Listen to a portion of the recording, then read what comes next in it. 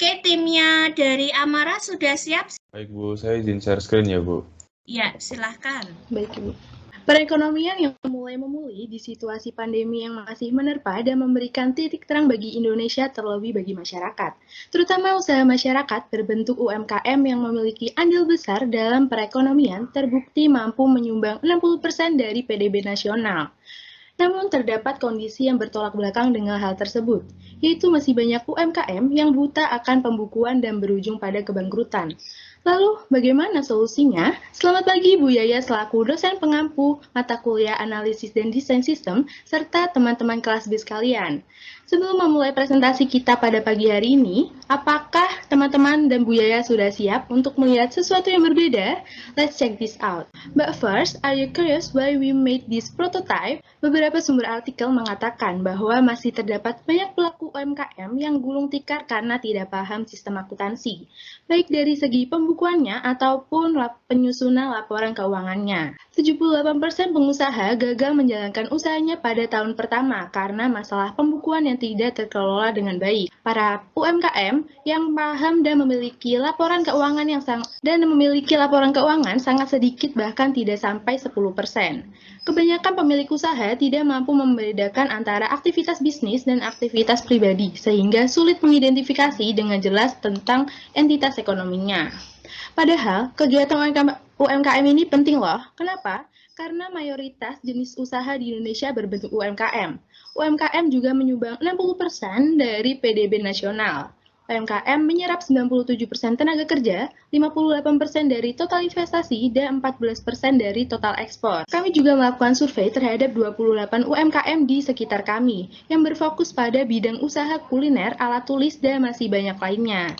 Dalam pengambilan survei ini, kami menanyakan beberapa hal, yaitu yang pertama, apakah dalam usaha Anda sudah terdapat sistem pembukuan yang terstruktur? Dan 53,6% UMKM menjawab belum adanya sistem pembukuan yang terstruktur. Yang kedua, pertanyaan dari kami adalah apakah Anda paham terkait sistem pembukuan, dan hanya 25% yang sudah paham dan 42,9% menjawab tidak paham. Pertanyaan ketiga, menurut Anda apakah penting untuk memiliki sistem pembukuan yang terstruktur, dan 100% menjawab penting pada hal ini. Dan sudah bisa kita lihat bahwa terdapat urgensi dalam adanya sistem pembukuan yang terstruktur oleh para UMKM. Dan yang terakhir, apakah Anda berminat apabila terdapat aplikasi yang membantu Anda dalam pembukuan, dan mayoritas sebanyak 85,7% menjawab berminat. But don't worry, karena kita punya solusinya. Bagaimana solusinya akan dijelaskan oleh Saudara Amare. Okay, we are so proud to announce that we have solution for this, so you don't have to worry at all. Ladies and gentlemen, please welcome our prototype design named Busi, an easy way to help your bookkeeping. What is Busi? Busi adalah sebuah aplikasi yang membantu para pemilik bisnis kecil atau UMKM agar mereka dapat mengerti dan memiliki sistem pembukuan yang terstruktur dan membantu mereka untuk menghitung jumlah pajak yang harus mereka bayarkan. Our goals, tujuan kami membuat aplikasi ini adalah agar para pemilik bisnis kecil dapat mengerti dan memiliki sistem pembukuan yang terstruktur dan membantu mereka untuk menghitung jumlah pajak yang harus dibayar. Apa yang membuat aplikasi ini berbeda dengan aplikasi-aplikasi yang lainnya? Yang pertama, pengguna dapat belajar dan mempraktekkan secara langsung terkait pembukuan. Yang kedua, memori yang digunakan pada aplikasi ini minimum sedikit. Yang ketiga, output dari aplikasi ini dapat dicetak secara langsung.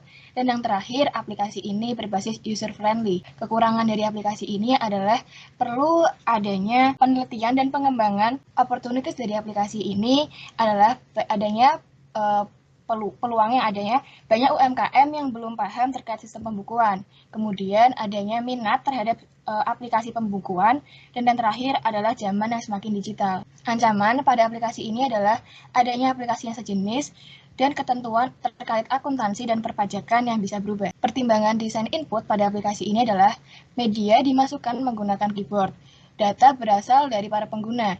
Data bersifat kualitatif dan kuantitatif. Data bergantung pada kebutuhan pengguna. Data dimasukkan setiap kali ada transaksi. Kesalahan yang dapat terjadi adalah adanya keterlambatan memperbarui peraturan yang berlaku terkait pembukuan maupun perpajakan. Pada ekonomi ini nantinya berkaitan dengan analisis biaya dan manfaat. Untuk biaya sendiri yang dikeluarkan mencakup biaya survei dan pengembangan sistem, memperoleh lisensi dan pembuatan akun developer di Play Store ataupun di App Store. Nah, selain itu terdapat juga manfaat atau keuntungan yang diperoleh oleh developer seperti peningkatan nilai investasi dan pengunduhan yang tinggi dari pemasangan aplikasi di Play Store maupun di App Store, upgrade akun premium tanpa iklan, dan pemasangan iklan oleh advertiser. Selanjutnya ada kelayakan operasional. Di sini sistem dibuat untuk menyelesaikan masalah pembukuan dengan memberikan output berupa informasi keuangan, seperti laba, jumlah aset, modal, dan lain sebagainya, serta jumlah pajak yang harus dibayarkan. Developer perusahaan juga memiliki akses ke aplikasi ini nanti untuk melakukan pembaruan dan pemeliharaan, terutama mengenai ketentuan pembukuan dan perpajakan serta data pengguna. Dan selanjutnya ada kelayakan teknis. Di sini, aplikasi dibangun dengan mengedepankan kemudahan penggunaan bagi pengguna sehingga software yang digunakan tidak terlalu kompleks. Penggunaan software yang sederhana membuat mudah didapat dengan harga yang relatif murah. Selain itu, sistem dapat dikembangkan mengikuti teknologi terbaru. Selanjutnya ada kelayakan jadwal. Jadi di sini waktu untuk survei dan melakukan analisis sistem diestimasi selama 1 bulan. Kemudian mulai dilakukan desain sistem secara konseptual dan fisik dengan estimasi waktu 2 bulan. Lalu masuk ke tahap implementasi dan perubahan serta siap untuk dioperasikan untuk dilakukan pemeliharaan.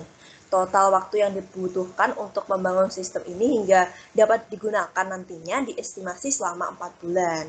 Ya, selanjutnya ada kelayakan hukum. Sistem ini dibangun dengan memperhatikan peraturan dan norma yang ada tentunya, terutama peraturan tentang teknologi informasi untuk pembangunan sistem dan penyimpanan data pengguna.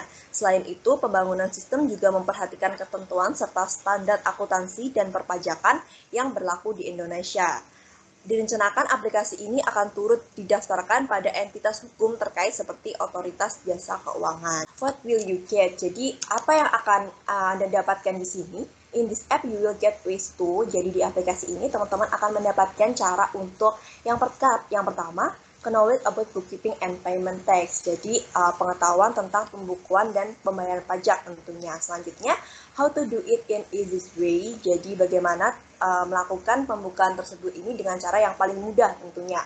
Dan selanjutnya, an instant financial report that you can print out. Jadi laporan keuangan instan ini nantinya dapat teman-teman langsung cetak. Nah, are you curious enough about our prototype design? Tentunya teman-teman udah pada penasaran kan, apa sih yang prototype yang akan kelompok kami bawakan? Baik, ini merupakan prototipe aplikasi dari kelompok kami, yaitu yang bernama BUSI, atau singkatan dari Bookkeeping ECC, di mana dalam tampilan utama ini terdiri dari 2 fitur utama, yaitu fitur sign up dan fitur login. Bagi pengguna yang belum memiliki akun, dapat menggunakan fitur sign up. Akan menjadi seperti ini, dan bisa langsung klik register. Dan pengguna akan langsung diarahkan pada halaman utama aplikasi prototipe dari BUSI. Ada profile, yang kedua ada study, yang ketiga ada bisnis, yang keempat ada taxes, dan yang kelima ada setting. Baik, sekian presentasi dari kelompok kami. Terima kasih atas kesempatannya. Kelompok kami izin untuk presentasi. Anak bangsa saling bersinergi, manfaatkan teknologi, majukan ekonomi, dan inilah inovasi dari kami. Assalamualaikum warahmatullahi wabarakatuh. We are proudly introducing our prototype,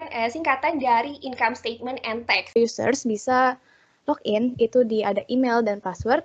Atau jika belum memiliki akun, maka bisa register terlebih dahulu. Maka tinggal diklik register here. Dengan besarnya jumlah UMKM di Indonesia, Instatex akan membantu UMKM di Indonesia untuk mengelola laporan laba rugi dan juga memiliki fitur untuk menghitung PPh yang harus dibayar, yang bertujuan untuk membantu pemilik usaha mikro, kecil, menengah, menjalankan bisnis dan mengambil keputusan yang tepat. Assalamualaikum warahmatullahi wabarakatuh. Aplikasi kami yaitu SoSec-Inch atau Social Economic Incubator, yaitu katalisator aplikasi pendanaan kegiatan UMKM berbasis WAKF dan CSR menggunakan sistem crowdfunding di Indonesia. Ini adalah laman awal pertama setelah kita membuka aplikasi pada prototype. Kita memilih UMKM, klik UMKM.